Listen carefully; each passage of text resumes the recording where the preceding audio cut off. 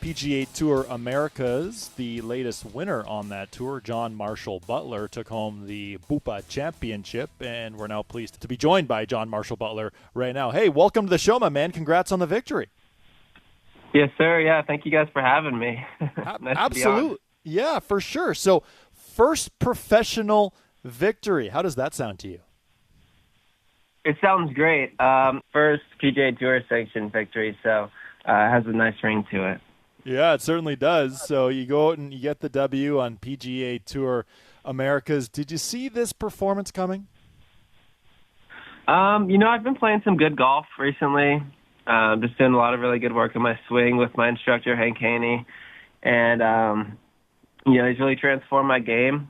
I started seeing him end of January, early February. And at the time I was really struggling, and we just cleaned some things up. And, it's been made the game a lot easier. My ball striking's been, night and day better. And I just felt like it was a matter of time. I had some chances earlier in the season and didn't get it done, and then found myself in a similar position last week in Mexico City and was happy to break through. When you mentioned that name, Hank Haney, here's a guy who is most well known for coaching Tiger Woods during some of the best years of his career. You mentioned how he's helped your ball striking, but just overall, what's it been like working with Hank? It's been amazing, honestly. Hank is an unbelievable guy. He has a great family, and I've just can't say enough good things about Hank. He's very, very nice, very hospitable, very kind, and great communicator. And obviously, his coaching resume speaks for himself. So I'm lucky enough to have a friendship with him, and it's been great. In conversation here with John Marshall Butler, the latest winner on PGA Tour Americas. Take us behind the curtain, if you will. What were your emotions? What were your nerves like coming down the stretch looking for the W? Well, I think getting the first win is always pretty tough. So there was a little stress of that. I had my girlfriend on the bag, Demi Hester, and she did a really good job of keeping me positive, keeping me calm, praying a lot on the golf course, and I felt like that really just slowed everything down for me and allowed me to stay in the present. So they weren't too bad. I would say on hole 17, when I looked at the leaderboard finally and saw that I was tied for lead and need to make a birdie, I'd say the heart rate spiked a little bit, but was able to convert about a 6 or 7 footer down the hill to take the one-shot lead going into 18, and then all I needed to do was basically hit the fairway there, and 18 was a pretty simple hole, about 5-iron wedge, so did that and had 20 feet for birdie and 2 putted. There you go, and you get the victory on PGA Tour America. So you had your girlfriend caddying for you, and you do the trophy presentation, some media obligations, and then you look at your phone for the first time. What was some of the reaction from close friends and family? My phone was blowing up.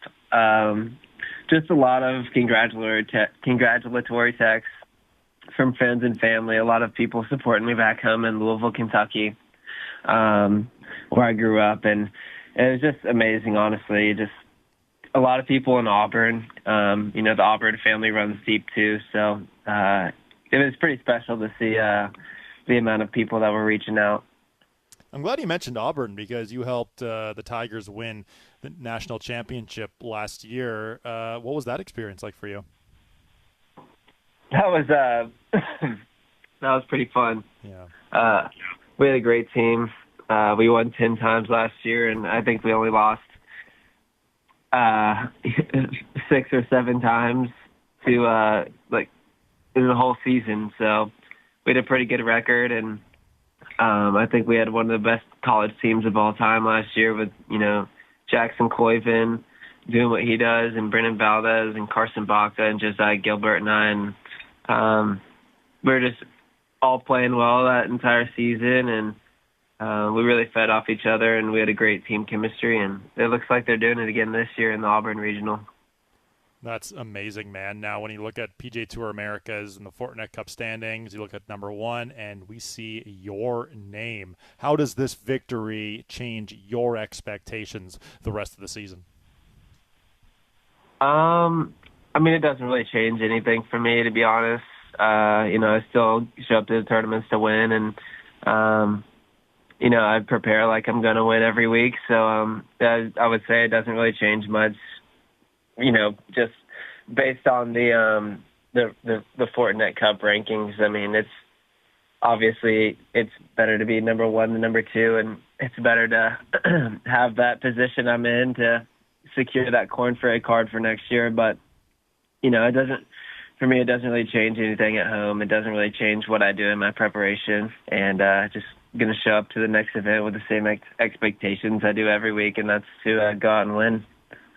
That's a great mindset to have. And as we wrap here, we have a tradition on our show here on Golf Talk Canada where the winner on PGA Tour Americas joins us on our show the following week. So what do you say, man? You get another W and you join us here again on GTC. I'm looking forward to it. Thank you guys for having me. Absolutely, man. Hey, congrats. All the best here in your next start, and looking forward to hopefully chatting with you later this season. Yes, sir. Take care. I appreciate you guys having me on. Thank you. That's John Marshall Butler, the latest winner on PGA Tour Americas, moves to number one in the Fortinet Cup standings.